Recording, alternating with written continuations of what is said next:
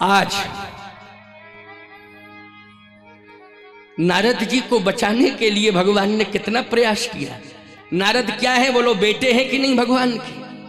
बोलो क्या है?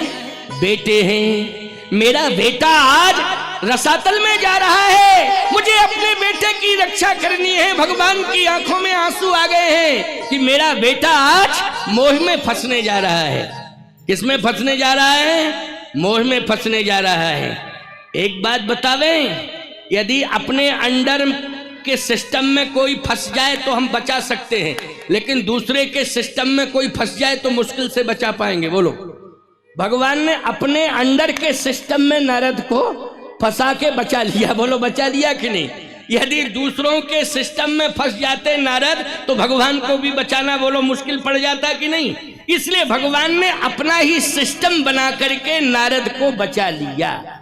इसलिए 100 योजन का भगवान ने माया का नगर स्वयं बना करके तैयार किया है कि मैं अपने बेटे को बचाऊंगा बचाऊंगा बचाऊंगा, अपने बेटे को बचाऊंगा, अपने बेटे की रक्षा करूंगा। बोलो भगवान कितना दयालु कृपालु है। और भगवान का बेटा कौन है?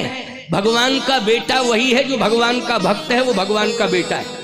तुम अगर भगवान के भक्त हो तो भगवान के ही बेटे हो, भगवान की संतान हो अगर भक्त हो।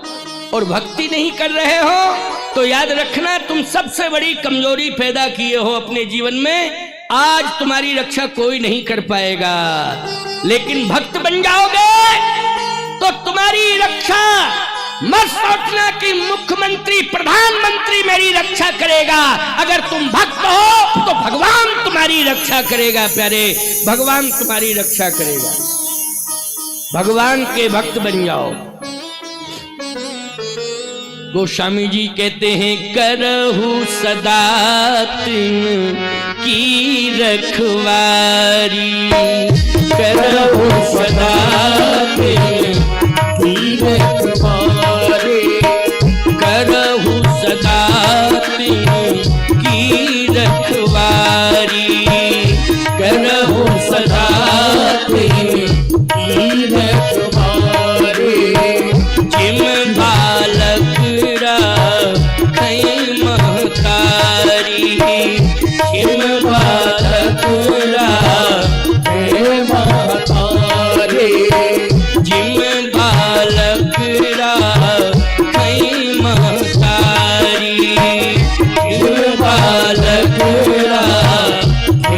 महतारी। गई बहोर गरीब निवाजू, गई बहोर गरीब निवाजू, गई बहोर गरीब निवाजू, गई बहोर गरीब निवाजू। सरल सबल सा रघुराजू, सरल सबल सा सरल सबल सा रघुराजू, सरल सबल सा रघुराजू। सबके प्रिय सबके हितकारी, सबके प्रिय सबके हितकारी, सबके प्रिय सबके हितकारी, सबके प्रिय सबके हितकारी। दुख सुख सरिस प्रशंसा गारी, सुख दुख सरिस प्रशंसा गारी, दुख सुख सरिस प्रशंसा गारी। यह है भगवान का भगवदीय लक्षण स्वभाव। इसलिए भक्त बन जाओगे तो भगवान पूरी तरह से तुम्हें संभालेंगे। अनन्या ये जनः पर्युपास्ते तेषां नित्याभियुक्तानां योगक्षेमं वहाम्यहम्। भगवान ही संभालेंगे, भगवान ही संभालेंगे। नारद जी के लिए कितना खर्च करना पड़ा भगवान को कि एक माया का नगर बना दिया, 100 योजन का नगर बन गया। बड़ा सुंदर सिस्टम। अब नारद जी को जैसे ही बुलाया शीलनिधि राजा ने तो सम्मान किया नारद जी का। आप भी बेटा बेटी की शादी में महात्माओं को बुलाते हो, निवेदन करते हो। यहां तो बिना ही बुलाए चले आए नारद जी।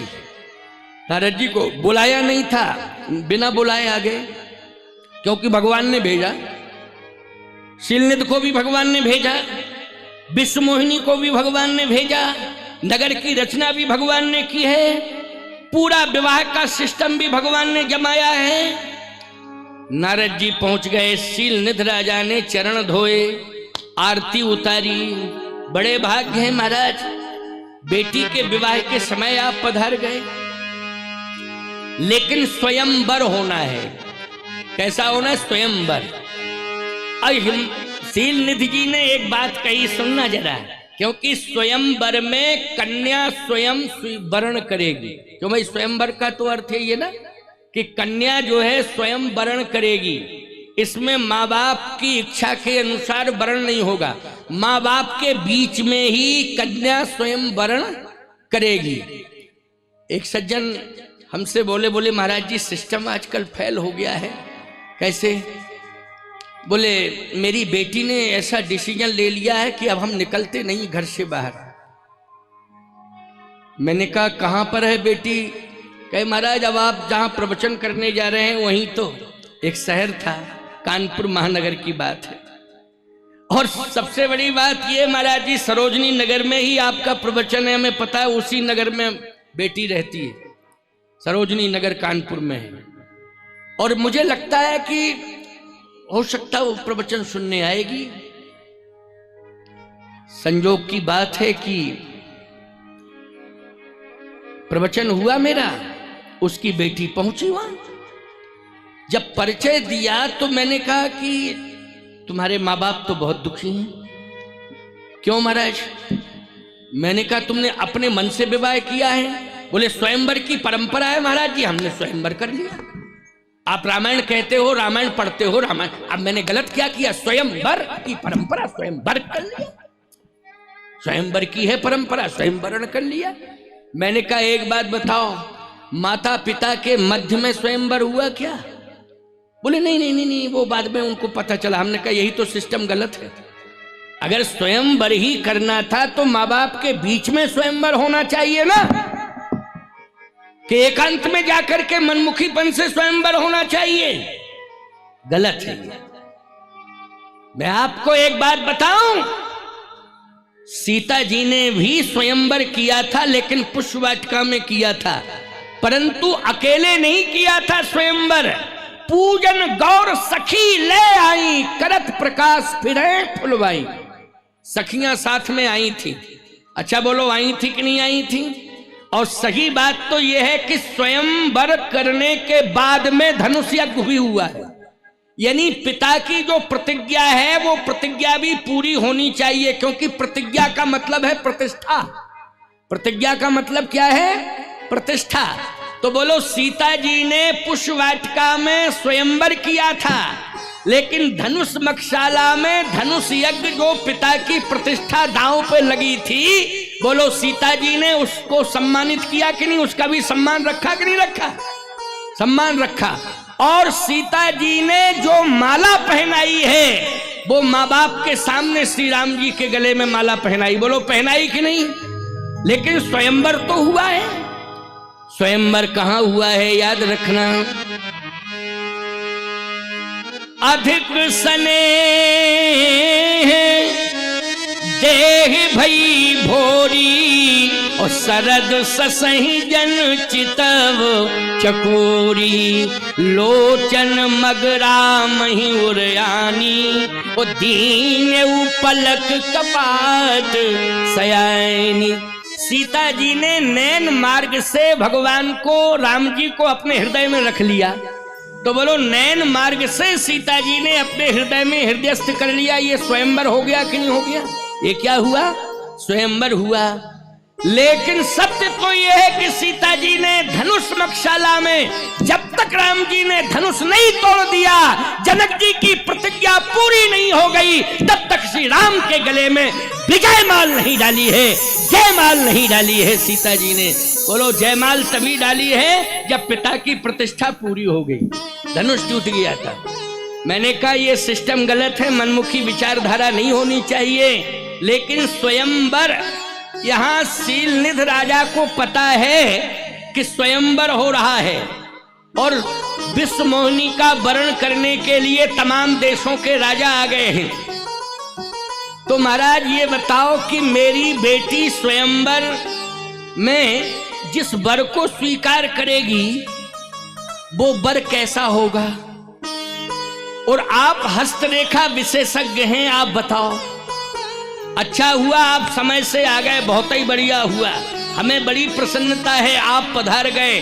आप जैसा महात्मा तो इस समय सारी दुनिया में नहीं है। अब आप ही बताओ, नारद जी ने विश्व मोहिनी का हाथ देखा। आप सुन लो जरा मेरी बात को, बड़ी बढ़िया बात। जैसे ही विश्व मोहिनी का हाथ देखा, उसमें लिखा था जो यही बरे, जो यही बरे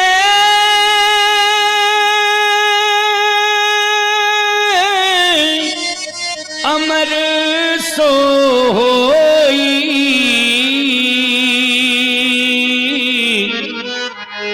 समर भूम तहीं जीत को, जो यही बरे अमर सो हुई। नारद जी इसका अर्थ उल्टा समझ गए कि कन्या जिसका वरण करेगी और इस कन्या के साथ जिसका विवाह होगा वो अजर हो जाएगा, अमर हो जाएगा। नहीं नहीं प्यारे, वो अजर अमर नहीं होगा, जो अजर और अमर पहले से ही होगा, कन्या उसी का वरण करेगी। जो अजर और अमर पहले से ही होगा, कन्या उसी का वरण करेगी। ये नहीं कि कन्या जिसके गले में जयमाल डाल देगी विश्व मोहिनी, वो अजर और अमर हो जाएगा।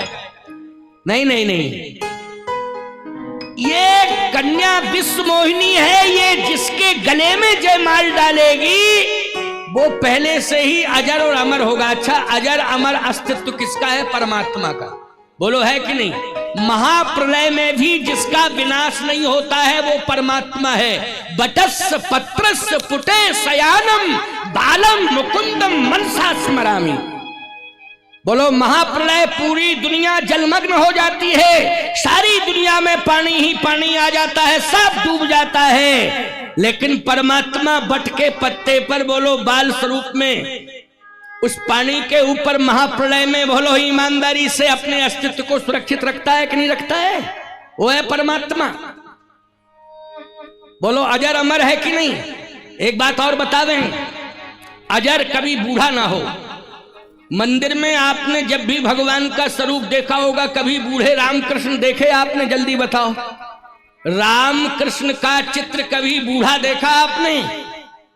किसी मंदिर में बताओ कि भगवान राम कमर झुकी हो, लाठी हाथ में लिए हो, खड़े हो ऐसे? क्यों भाई, कोई चित्र बता दो, दुनिया में बता दो, दुनिया में, भारत की बात नहीं, दुनिया में बताओ कि राम जी का किसी मंदिर में कमर झुकी हो और हाथ में लाठी लिए हो, आंखों पे चश्मा लगा हो, गांधी जी जैसा। बोलो भाई, कहीं चित्र तुम्हें दिखाई दिया? क्यों? भगवान बूढ़े नहीं होते, भगवान का अस्तित्व कभी मिट है। अच्छा बोलो, विश्व मोहिनी है माया, और मायापति किसे कहते हैं? मायापति जल्दी बोलो। मायापति भगवान को कहते हैं, रमापति, लक्ष्मीपति, मायापति। मायापति, लक्ष्मीपति और रमापति, वही है ना माया का जिसने वर्ण किया हो, माया जिसकी पत्नी हो, वर्णी हो, वो कौन है? मायापति। और मायापति कौन है? परमात्मा है। और परमात्मा है तो वो अजर है, अमर है, अविनाशी है, उसका अस्तित्व हमेशा रहता है, किसी काल में अस्तित्व समाप्त नहीं होता है, अस्तित्व प्रभावित नहीं होता है, वो है परमात्मा।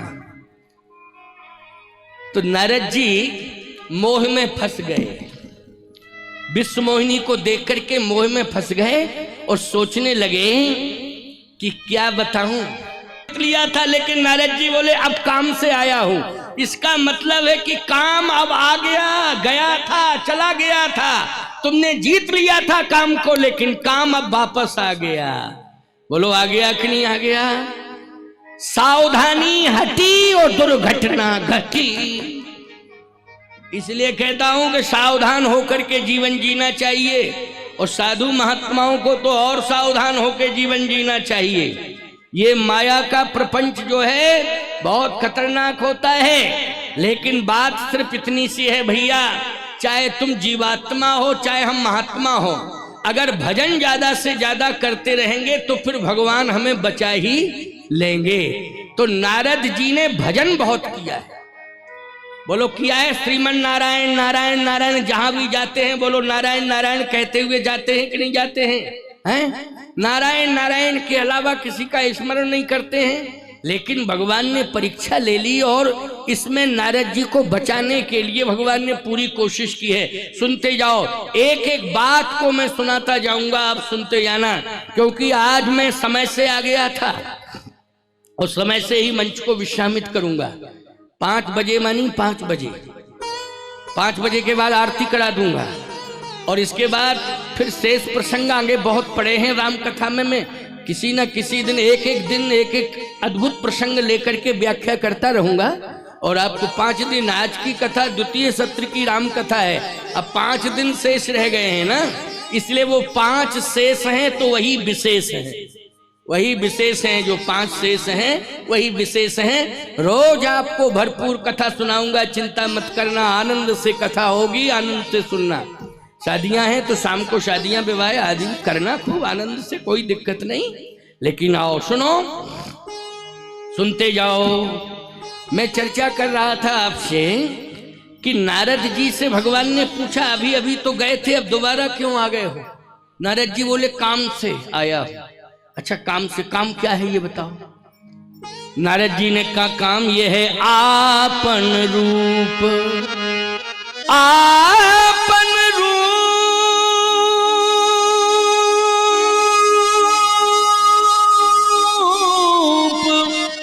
देव प्रभु मोही, आन भात नहीं पावोही। आप अपना रूप दे दो। भगवान ने कहा हमने पहले ही तुम्हें अपना रूप दे दिया था, क्यों भाई? तिलक लगा है, माला है, वस्त्र है, ये किसका रूप है? जल्दी बोलो। ये भगवान का रूप है, बोलो है कि नहीं? आप हम मंच पर बैठे हैं तो आप हमारा रूप देख करके क्या समझ रहे हो कि भगवान आके बैठ गए हैं? बोलो क्या अनुभव कर रहे हो कि भगवान आके बैठ गए हैं? यही तो भगवत स्वरूप है। भगवान ने कहा नारद मैं तो पहले ही तुम्हें अपना रूप दे चुका हूं, अब कौन सा रूप चाहिए? बोले पहले जो रूप दिया था वो माला वाला रूप था, बाला वाला रूप दे जिसमें बाला मिल जाए। समझ गए हो बात कि नहीं? पहले जो रूप दिया था वो माला वाला रूप था, भजन करते थे। अब बोले जप तप कछु न हो ये यही काला, ओ है विधि मिले कवन विधि बाला, है विधि मिले कवन विधि बाला। भगवान ने कहा बाला? अच्छा ये बताओ नारद किसकी बाला है? वो क्या एक राजा की बाला है। नाम क्या है उसका? नारद जी ने कहा नाम है विश्व मोहिनी। भगवान ने कहा सील निधि की बेटी है, नाम बाला का विश्व मोहिनी है, तुम क्या चाहते हो? बोले मैं उसके साथ विवाह करना चाहता हूं। भगवान ने कहा नारद विवाह करने की जरूरत नहीं है, तुम बाबा हो। नारद जी बोले वाह, भोले बाबा का विवाह जबरदस्ती कराया और मेरा विवाह रोक रहे हो? एक बाबा का जबरदस्ती कराते हो, दूसरे बाबा का रोकते हो, यही नीति है। भगवान ने कहा दिमाग डिस्टर्ब हो गया। क्यों भाई, हो गया कि नहीं हो गया? दिमाग डिस्टर्ब हो गया। नारद जी बात भी सही कह रहे हैं। अच्छा, भोले बाबा दोबारा विवाह नहीं कराना चाहते थे। जब सती जी योगाग्नि में भस्मीभूत हो गई तो फिर भगवान शंकर ने कहा अब मैं विवाह नहीं कराऊंगा, लेकिन विवाह हो शंकर जी का। इसके लिए बोलो प्रार्थना किसने की? मम बिनती अब सुनो सु जो मोह पर निज ने जाए विवाहों शैल जाए यह मोहि मांगे देव। तो प्रार्थना किसने की है? प्रार्थना भगवान ने की है। नारद जी बोले एक बाबा विवाह भजन कर रहा था, वो विवाह नहीं करना चाहता था, जबरदस्ती विवाह कराया। और दूसरा बाबा विवाह कराने के लिए तैयार है, उसका रोक रहे हो। ये कौन सी नीति है? भगवान ने कहा देखो नारद, विवाह विधि का विधान होता है। इस विवाह को विधि का विधान समझना चाहिए। अगर विधान नहीं है विधि के द्वारा तो विवाह नहीं करना चाहिए। इसलिए गुण दोष मिलाते हो जन्म पत्री में कि नहीं मिलाते हो? जल्दी बोलो, मिलाते हो कि नहीं मिलाते हो? और अगर वो विधान नहीं मिलता है तो भले ही संपन्नता हो, कुछ भी हो, अगर वैदिक मान्यताओं को प्राथमिकता देते हो तो कैंसिल कर देते हो कि नहीं कर देते हो? गुण दोष नहीं मिल रहे तुरंत कैंसिल करते हो, क्योंकि ये विधि का विधान है। भगवान ने कहा नारद, ये विधि का विधान होता है। शिव जी का पार्वती के साथ विवाह होना विधान था, इसलिए वो मैंने पूरा कराया है। क्योंकि शिव हठयोगी हो गया था, नहीं करना चाहता था विवाह, लेकिन विधान बना हुआ था, इसलिए मैंने उसको पूरा कराया, क्योंकि ब्रह्मा की मर्यादा सुरक्षित हो जावे। अच्छा सही बताओ, और दो बेटा गजानन और खड़ानन।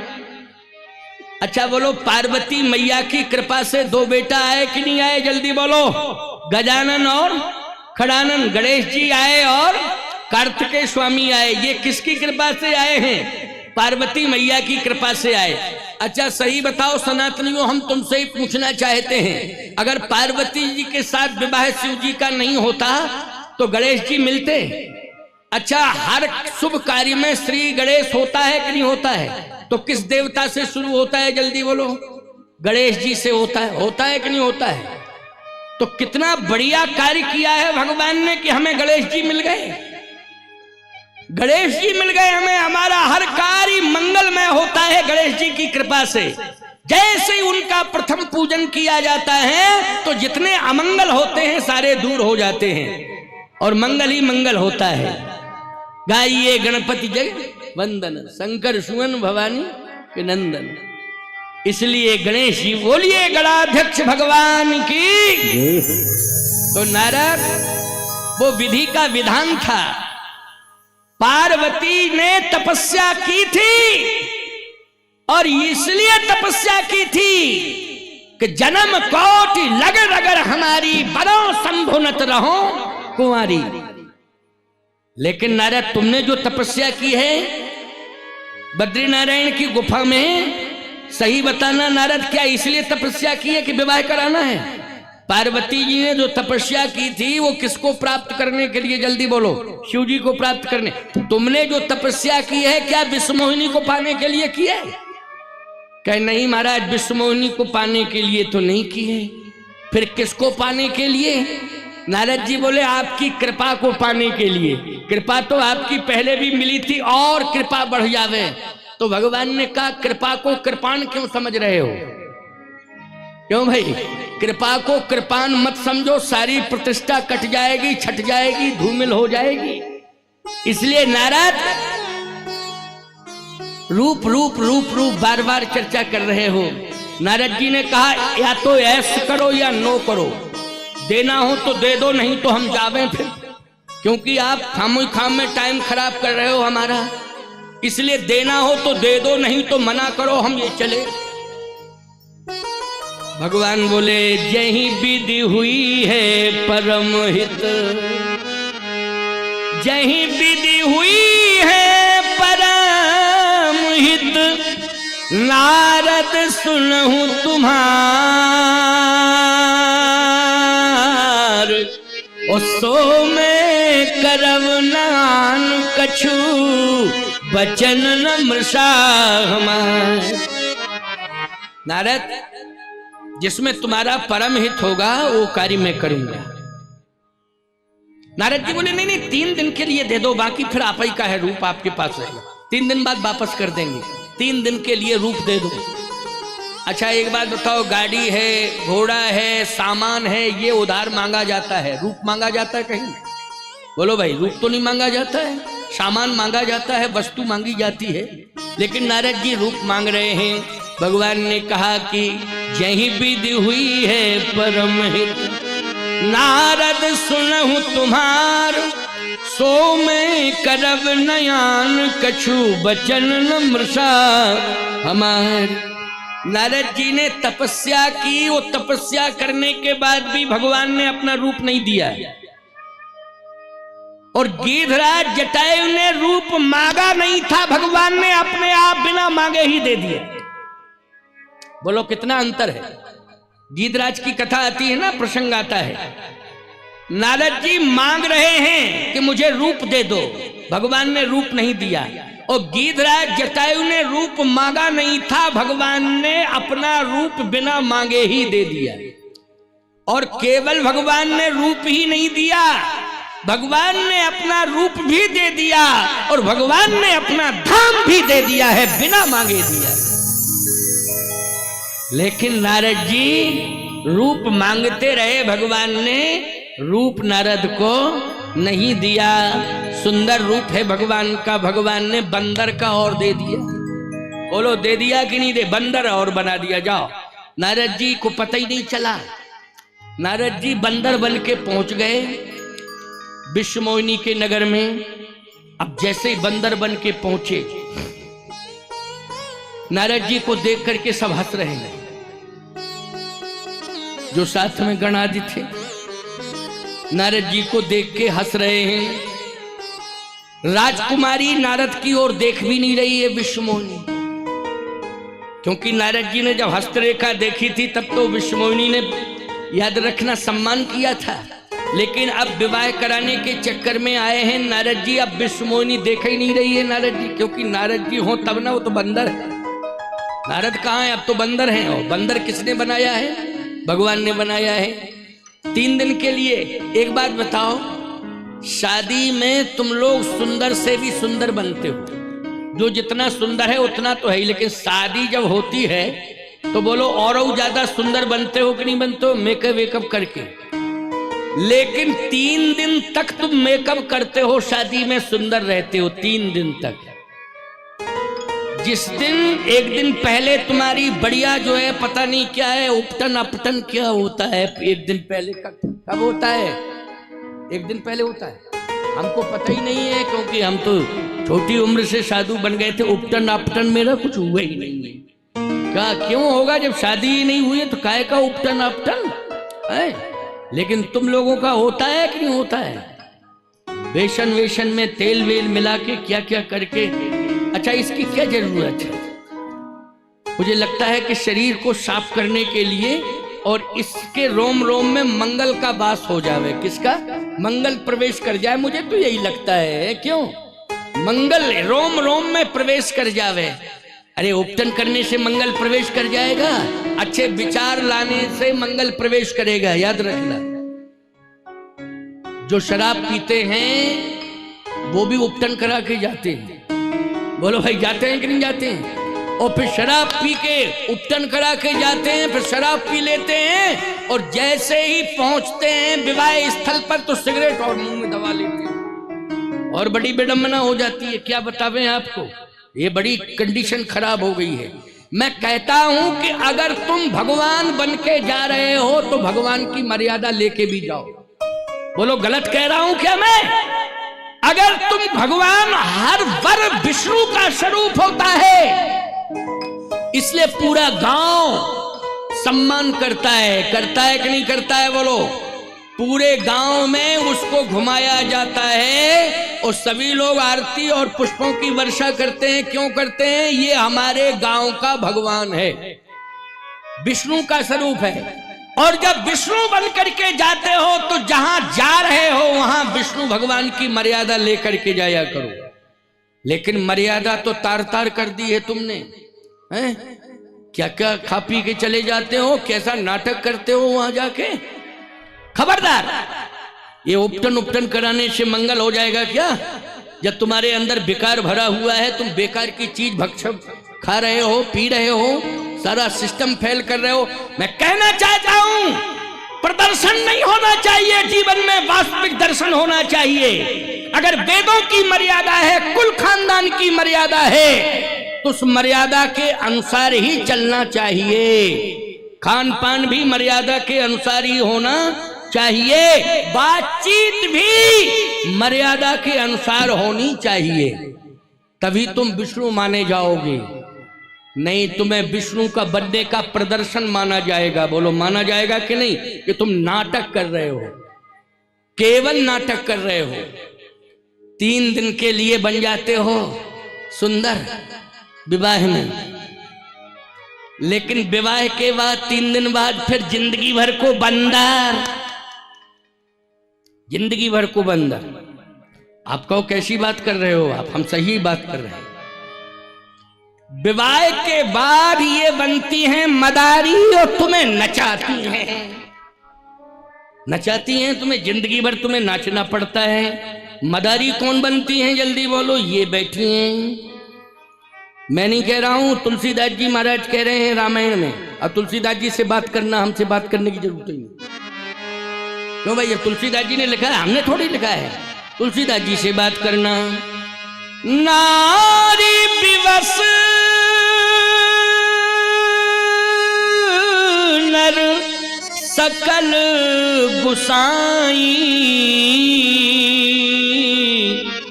और नाचे नट मरकट की नारी विवश नर सकल गुसाई। नारी विवश नर सकल गुसाई, नाचे नट मरकट की नाई। ये नचाती हैं और तुम्हें नाचना पड़ता है। आपको महाराज कैसे नचाती हैं? क्या घर में नचाती हैं?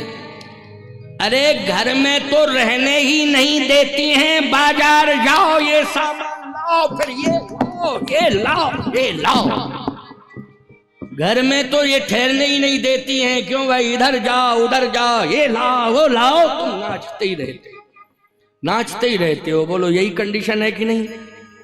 एक बात और बतावें, शादी के पहले वाला चेहरा फोटो बताना, अपना अपना लाना, कल फोटो दिखाना मुझे कि महाराज शादी के पहले वाला मेरा ये फोटो है, और शादी के बाद वाला फोटो क्या डायरेक्ट ही दिखाई दे रहे होते। बोलो, चेहरा बदल जाता है कि नहीं बदल जाता है? ईमानदारी के साथ बताओ। ये चेहरा तुम्हारा परिस्थितियों ने बदला है। ये जो तुम्हारी सुंदरता गई है ना, ये परिस्थितियों के कारण गई है। मैं आपसे बता रहा हूं, परिस्थितियों ने इतना जकड़ लिया है, शादी के बाद इतनी समस्याएं तुम्हारे ऊपर लद गई हैं कि तुम्हारा चेहरा बदल गया, रूप बदल गया। बोलो, रंग भी बदल गया और ढंग भी बदल गया, सब कुछ बदल ही बदल गया। लेकिन एक बात बता दूं आपको, विवाह के पहले और विवाह के बाद, विवाह के पहले माता पिता के साथ मिलकर भक्ति करो, और विवाह के बाद पति पत्नी और बच्चों के साथ मिलकर भक्ति करो। बोलो भाई, बोलो, चेहरा हमेशा खिला रहेगा, चेहरा मुरझाएगा नहीं। और कोई बड़ी से बड़ी यदि आपत्ति आने वाली है, आपदा, तो भगवान उसे सह लेंगे और तुम्हें आपदा से बचा लेंगे भगवान। ये भगवान की कृपा है। यही नारद जी के साथ हुआ, यही हुआ है नारद जी। इसलिए प्रसंग सुना रहा हूं। नारद जी को किसने बचाया है? नारद जी की सुंदरता, पूरी की पूरी सुंदरता नष्ट हो जाती। अगर सुंदर 3 दिन के लिए बना देते तो जिंदगी भर को बंदर हो जाते, नारद की नहीं हो जाते। और माया के बंधन में नारद बंध जाते, बंदर हो जाते। लेकिन भगवान ने 3 दिन के लिए बंदर का रूप दे दिया, 3 दिन के लिए बंदर का रूप दिया, और नारद को जिंदगी भर के लिए सुंदर बना दिया। तुम लोग भी, इसका मतलब ये नहीं कि शादी विवाह मत करना, नहीं, वंश कैसे चलेगा? कैसे प्रदेश चलेगा, कैसे देश चलेगा, कैसे सनातन चलेगा, कैसे यज्ञ होगा? बोलो भाई, कैसे होगा यज्ञ? सब बाबा ही बाबा बन जाओगे हम जैसे, तो फिर कैसे यज्ञ कहाँ होगा? बोलो कैसे होगा, जल्दी बताओ कैसे होगा? सिस्टम फेल हो जाएगा कि नहीं हो जाएगा? सिस्टम फेल हो जाएगा। वो तो ये है कि तुम लोगों की जब ज्यादा भक्ति हो जाती है और भक्ति से भगवान की कृपा हो जाती है, तो तुम्हारे घर में ही कोई वंश में एक संत अवतंस हो जाता है और तुम्हारी सब पीढ़ियों को तार देता है। क्यों भाई?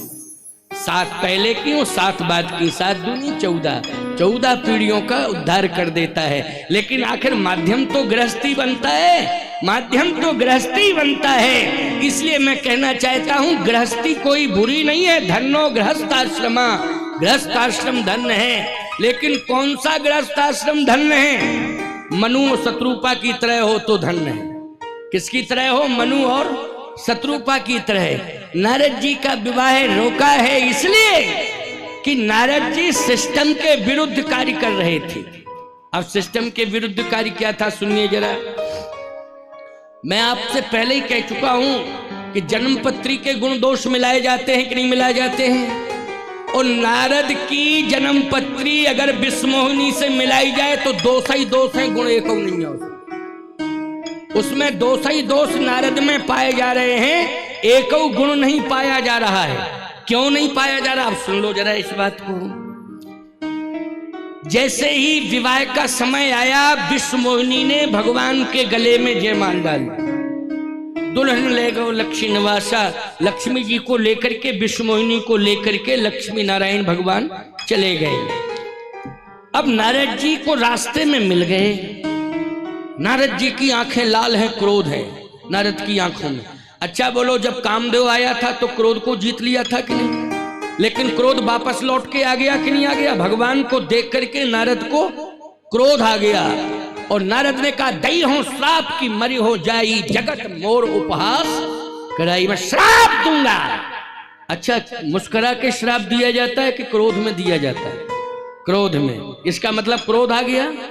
रूप मांग रहे थे शादी के लिए, काम आ गया, क्रोध भी आ गया, ये दोष लौट के आ गए। भगवान ने कहा, देखो चाहे तुम श्राप दो, जो तुम्हें देना हो तो दे दो, हमें इसकी चिंता नहीं है। अच्छा एक बात बताओ, कोई भी व्यक्ति सामर्थ्यवान व्यक्ति से टकराएगा, क्या बिगाड़ पाएगा उसका? परमात्मा से बड़ा सामर्थ्यवान है संसार में कोई? बोलो भाई, अगर हो तो बता दो। रावण का खानदान नहीं बिगाड़ पाया, कंस का खानदान नहीं बिगाड़ पाया, हिरण्यकश्यप का खानदान नहीं बिगाड़ पाया।